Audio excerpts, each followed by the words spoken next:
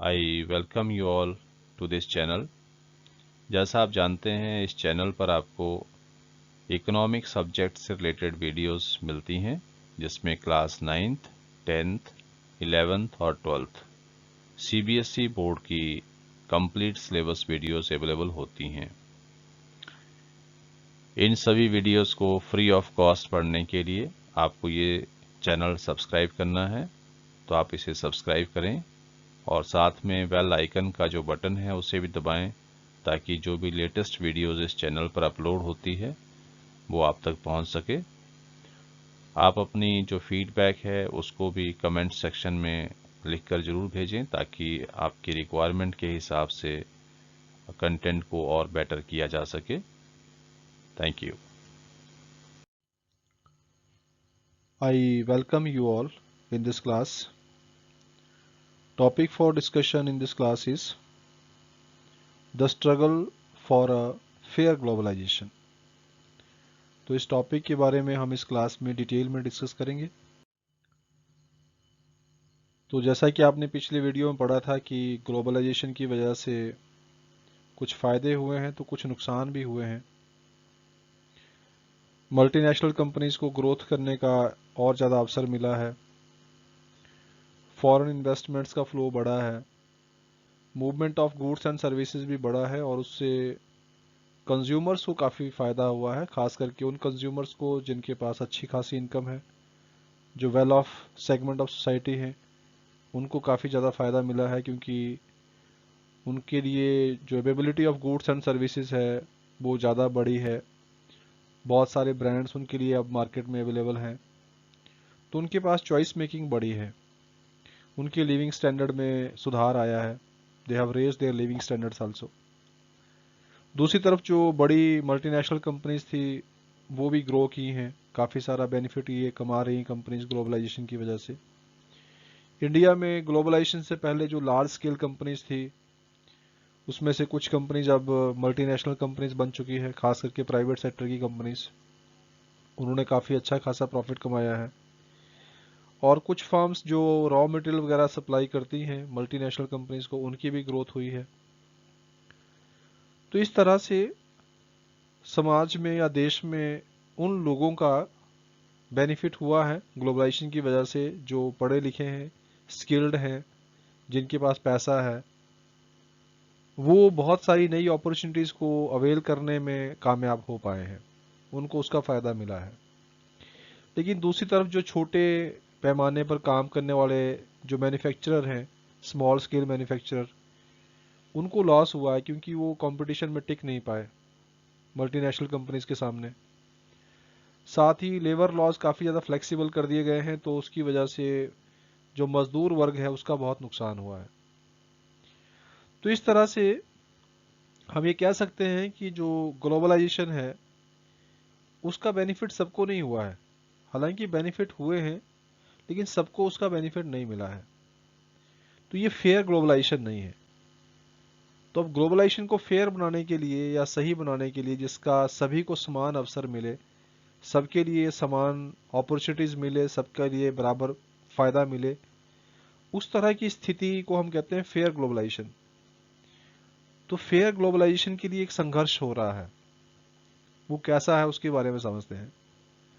तो fair globalisation जो है वो कई तरह की अपॉर्चुनिटीज़ क्रिएट करता है सभी के लिए, और ये भी कोशिश की जाती है फेयर ग्लोबलाइजेशन में कि जो ग्लोबलाइजेशन के बेनिफिट है वो सही तरीके से उनका डिस्ट्रीब्यूशन हो। तो उसके लिए सरकार जो है वो कई तरह से मदद कर सकती है ग्लोबलाइजेशन को फेयर बनाने में। सबसे पहली बात तो ये कि गवर्नमेंट को जो लेबर लॉज है वो प्रॉपरली इम्प्लीमेंट करवाने चाहिए। मतलब बहुत ज़्यादा फ्लेक्सिबिलिटी लेबर लॉज में सही नहीं है, क्योंकि हमारी इंडिया में एक बहुत बड़ा सेगमेंट जो है लेबर क्लास का है। अब अगर लेबर लॉज को इसी तरह से फ्लेक्सिबल बनाते चले जाएंगे तो फिर उनके हितों की कोई रक्षा नहीं कर पाएगा। तो उनको ग्लोबलाइजेशन का कोई भी फेयर बेनिफिट नहीं मिल रहा है अभी तक। तो इसके लिए सरकार को कोशिश करनी चाहिए कि वो लेबर लॉज को सही तरीके से इम्प्लीमेंट करवाए मल्टीनेशनल कंपनी से, ताकि जो मजदूर लोग हैं उनके हितों की रक्षा हो। तो सरकार को ये कोशिश करनी चाहिए। इसी तरह से जो बहुत सारे स्मॉल प्रोड्यूसर्स हैं जिनकी मैन्युफैक्चरिंग यूनिट्स बंद हो रही हैं या बहुत सारे बंद कर चुके हैं, क्योंकि ग्लोबलाइजेशन के दौर में मल्टीनेशनल कंपनीज के सामने टिक पाना स्मॉल कंपनीज के लिए या स्मॉल प्रोड्यूसर्स के लिए आसान नहीं है। अब जो मल्टीनेशनल कंपनी है उनके पास ह्यूज इन्वेस्टमेंट होता है, लेटेस्ट टेक्नोलॉजी होती है, वो अपनी कॉस्ट ऑफ प्रोडक्शन को कम कर लेते हैं, मार्केट में सस्ती चीज़ें बेचना शुरू कर देते हैं, अच्छी क्वालिटी की बेचते हैं साथ में। उसको जो स्मॉल प्रोड्यूसर है उसको अफोर्ड नहीं कर पाते हैं, उनकी कॉस्ट ऑफ प्रोडक्शन हाई होती है तो उनका प्रोडक्ट भी महंगा होता है, तो मार्केट में उनके प्रोडक्ट की डिमांड नहीं रहती है और अल्टीमेटली उनको अपना बिजनेस बंद करना पड़ता है। ग्लोबलाइजेशन शुरू होने के बाद इंडिया में हज़ारों की नंबरिंग में जो है वो स्मॉल स्केल यूनिट्स फेल हो चुकी हैं, बंद हो चुकी हैं। तो सरकार को इन लोगों की तरफ भी ध्यान देना चाहिए। मतलब the government can support the small producers to improve their performance. जो स्मॉल स्केल मैन्युफैक्चरर हैं तो गवर्नमेंट को उनको सपोर्ट करना चाहिए, जो भी उनकी रिक्वायरमेंट है सरकार को उसको पूरा करना चाहिए। अगर उनको चीप लोन चाहिए, सस्ती दरों पर ऋण चाहिए तो सरकार को वो दिलाने चाहिए। इसी तरह से अगर उनको रॉ मटेरियल की सप्लाई कम पड़ रही तो सरकार को कोशिश करनी चाहिए कि उनको रॉ मटेरियल इजीली अवेलेबल हो जाए।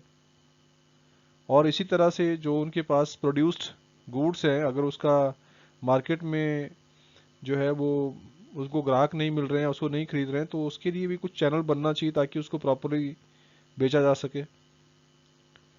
सरकार की तरफ से कुछ एफर्ट्स होने चाहिए उन लोगों के लिए भी। और अगर ज़रूरत पड़ती है तो सरकार को फिर ट्रेड और इन्वेस्टमेंट बैरियर्स भी लगाने चाहिए, क्योंकि आज की डेट में हो क्या रहा है कि जो मल्टीनेशनल कंपनी हो तो काफ़ी सारा ग्रो कर रही हैं। अब मल्टीनेशनल कंपनी ज़्यादातर कौन सी कंट्री से हैं? डेवलप्ड कंट्री से हैं।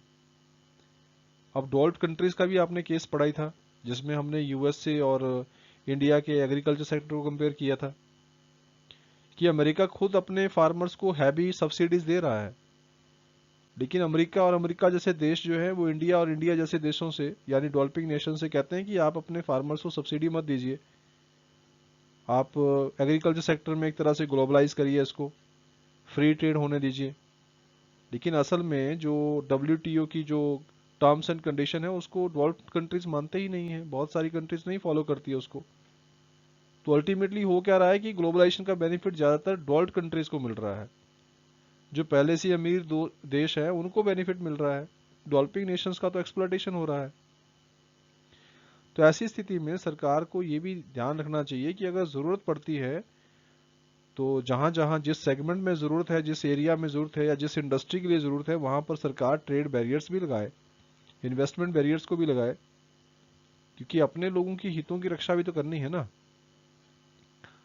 तो ये भी ज़रूरी है कि सरकार इस तरह से भी हेल्प कर सकती है फेयर ट्रेड के लिए। अगर मान लो कि अपने जो डोमेस्टिक हमारे प्रोड्यूसर उनका बहुत ज़्यादा नुकसान हो रहा है और बेनिफिट हमें अगर नहीं मिल रहा है तो फिर हमें वहाँ पर जो ट्रेड बैरियर्स है और इन्वेस्टमेंट बैरियर है उसके बारे में भी सोचना चाहिए, सो दैट कि बैलेंस किया जा सके।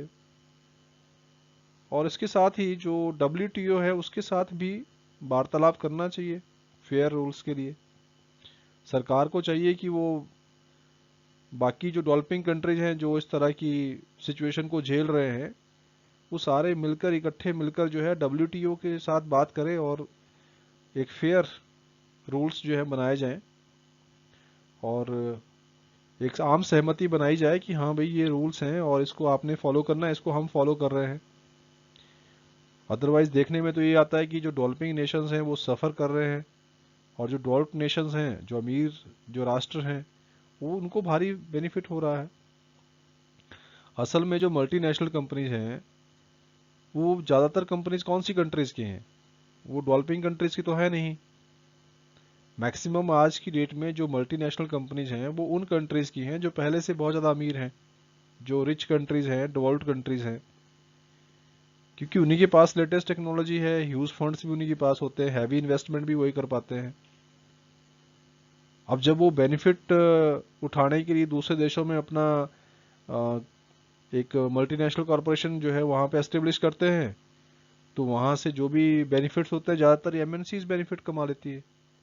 और कुछ एमएनसी तो इतनी बड़े साइज की हैं, इतने सारे फंड्स उनके पास है कि इंडिया के टोटल जीडीपी से भी काफ़ी बड़े बड़े बजट इनके होते हैं। जितना हमारा पूरे देश का बजट है, पूरे देश की जितनी इनकम और एक्सपेंडिचर है, उससे बड़ा इनका बजट होता है एमएनसीज का, इतनी बड़ी बड़ी कंपनीज हैं। तो अल्टीमेटली जो फेयर जो ग्लोबलाइजेशन है वो कहीं दूर दूर तक नज़र नहीं आ रहा है। लेकिन उसके लिए सरकार को कोशिश करनी चाहिए, और सरकार को चाहिए कि जो लोग ग्लोबलाइजेशन की वजह से सफ़र कर रहे हैं, जो नुकसान उठा रहे हैं, खास करके जो मजदूर वर्ग है हमारा और जो स्मॉल प्रोड्यूसर्स हैं, उनके हितों को अनदेखा ना किया जाए।